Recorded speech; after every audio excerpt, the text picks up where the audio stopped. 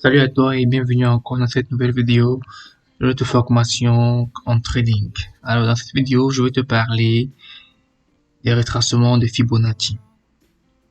Donc comment est-ce que à travers les retracements de Fibonacci, tu peux affûter tes entrées, tu peux justement augmenter tes probabilités de gagner des trades.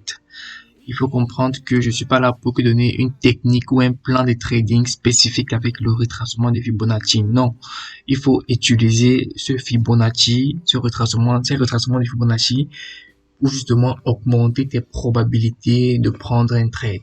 Pourquoi est-ce qu'on l'utilise? Parce que justement, tu sais très bien que ce sont les grosses entités financières qui dirigent le prix, qui font le prix.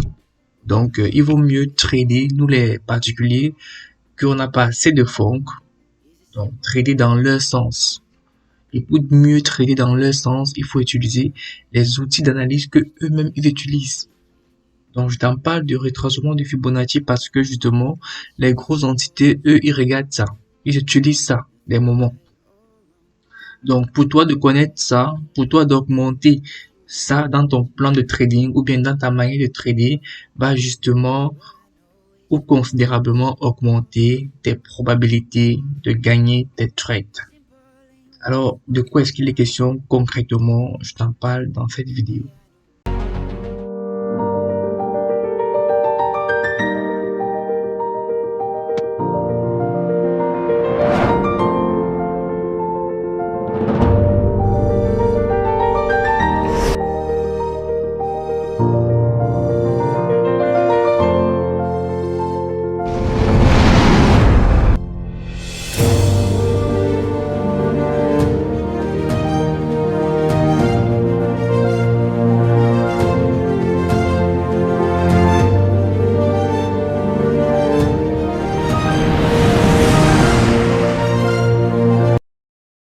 Alors, définition, c'est un outil d'analyse technique très puissant.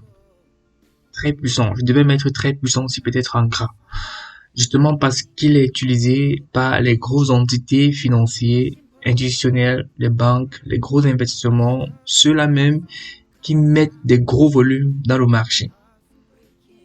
Dans l'introduction, moi je te parlais du fait qu'il y a beaucoup d'intervenants dans le marché. Et là, voilà, nous en sommes. Ce sont eux même qui dirigent le prix.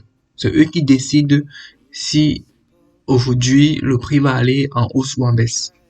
Parce qu'ils ont des volumes pour ça. Ce sont des gens qui tradent même, ils n'ont pas de stop loss. Quand ils sont en perte, ils savent qu'ils ont l'argent, ils vont encore miser des gros volumes pour justement faire décoller le prix dans leur sens. Ok? Donc, c'est eux qui décident. Et nous, justement, puisqu'on a pas assez de fonds, on ne peut que suivre la tendance. Et pour mieux suivre la tendance, il y a souvent des retracements. Il y a souvent des faux mouvements. On va appeler ça comme ça. Donc, les retracements dans les tendances, justement, pour nous permettre d'attraper la tendance en cours. Donc, nous, les traders particuliers, nous ne pouvons pas déplacer le prix. Mais au moins, on peut voir et sentir la présence des gros poissons. Donc, quand je parle des gros poissons, c'est effectivement les grosses entités financières dont j'ai cité ici dans le marché et du coup, suivre le mouvement. D'accord? Donc, il faut noter ça. C'est important. Alors, les niveaux de retracement de Fibonacci qu'on va surveiller principalement, c'est les 38, les 50, 62 et 79. Donc, si tu ne sais pas de quoi il s'agit concrètement, c'est pas un souci. On va basculer dans TradingView et même dans MT4. Je vais te montrer concrètement de quoi il s'agit plus dans TradingView parce que, comme je t'ai dit dans les vidéos précédentes, on va plus faire des analyses sur TradingView que sur MT4. Pourquoi? Parce que c'est une question de confort. Ok, c'est pas une question de publicité. D'accord? J'explique ça un peu de manière schématisée pour que tu voies concrètement de quoi il s'agit avant que je ne te montre dans les graphiques. On a une tendance haussière. Ok? Tu sais, les tendances, c'est toujours comme ça. Ça monte, ça descend.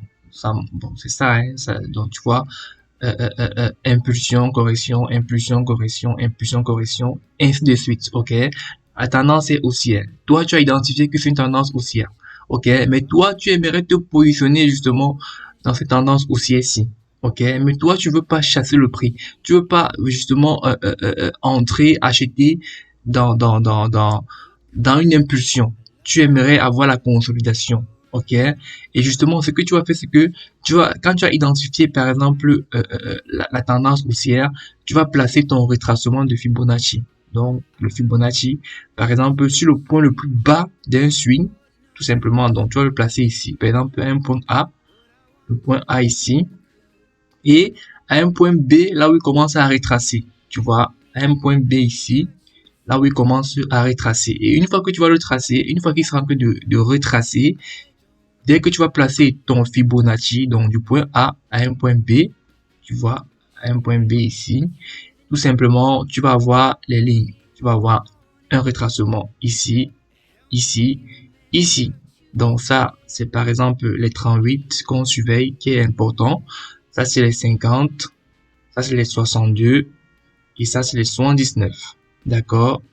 Et en fonction de ça, tu vas avoir les différents retracements. Soit le marché va venir rebondir ici pour faire retracement, donc correction, impulsion, ou soit il peut venir buter ici, ou soit il peut venir buter ici. Donc ça va dépendre. Donc les retracements du Fibonacci te donnent des niveaux à forte probabilité. Tu vois, à forte probabilité où le marché peut retracer et revenir justement continuer sa tendance. Bien évidemment, il ne faut pas utiliser ces zones-ci uniquement. On peut justement les utiliser en cohérence ou bien en confluence avec, par exemple, des zones de support et résistance institutionnelles, d'autres outils d'analyse technique comme des indicateurs. Tu vois, des indicateurs comme des bandes de Bollinger, Ishimoku ou bien la RSI ou bien n'importe quoi pour justement augmenter les probabilités justement de ces retracements-ci, de ces zones de retracement-ci. Il faut pas les utiliser de manière unique. D'accord? Donc, c'est ça le retracement de Fibonacci. Il faut identifier le swing. Par exemple, ici, on peut aussi identifier la tendance baissière. Tu identifies une tendance baissière comme ça, par exemple. Tu vas tu vas tracer ton Fibonacci.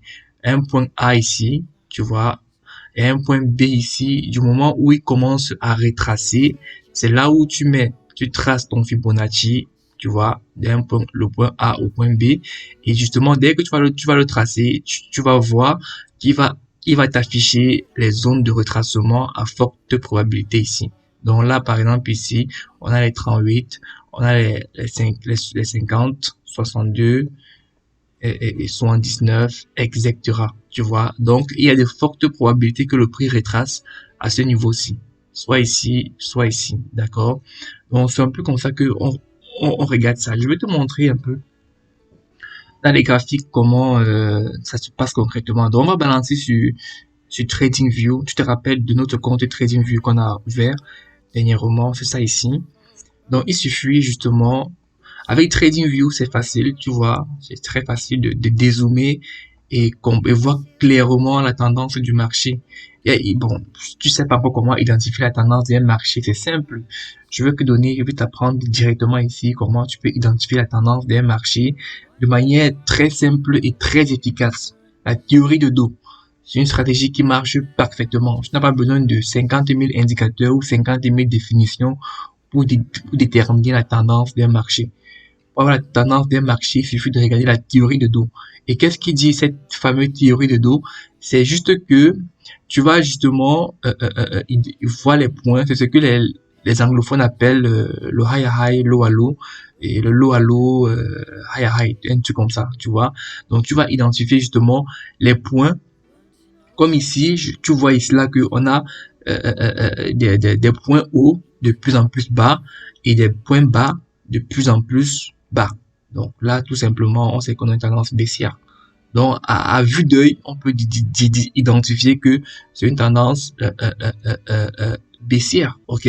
Donc, si ici on peut tracer par exemple le retracement de Fibonacci, donc tu as identifié que ici on a un bas qui est venu casser. Donc le haut ci justement commence à chuter, ça vient casser le précédent bas de la tendance haussière-ci, tu vois, dès que ça casse, ça te forme un retracement. Donc, du moment où ça commence à te former le retracement, c'est là où tu dois tracer ton Fibonacci. Ok? Donc, le Fibonacci, lui, il est ici. Tu cliques ici sur retracement de Fibonacci. Tu mets ton point A ici, tu le maintiens et tu viens placer l'autre ici. Et une fois que tu l'as tracé, justement, tu vois, là, à ce niveau-ci, c'est clair. Voilà, à ce niveau-ci, tu vois qu'à un moment donné, on a eu, donc, d'un point là à un point là, on a eu un retracement à peu près sur les 50. Sur les 23, bon, ici, là, c'est pas tellement clair. On va prendre un autre exemple pour que tu puisses voir ça clairement. Donc, on va considérer le swing-ci. Le swing qui va d'ici à ici. Tu vois, là, le swing qui va d'ici à ici. OK, hein? Et ce swing-là, justement, tu vois, là, c'est la même chose. D'accord? Et là, justement, tu peux voir que il y a eu des retracements sur les 38. Voici le niveau des 38. Voici le niveau des 50, 62, 79. Donc, ça, on a juste directement arrondi, hein.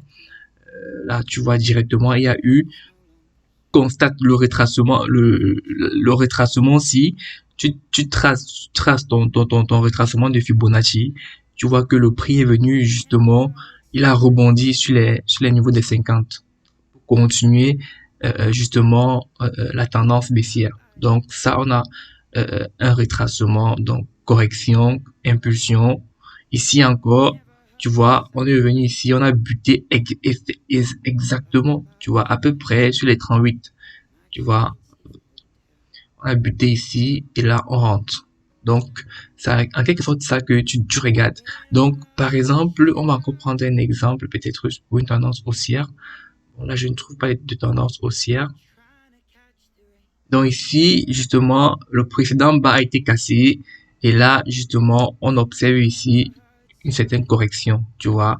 Donc, si on trace notre retracement de Fibonacci d'ici à là, tu vois, on peut tirer là comme ça pour bien voir les niveaux que ça a touché.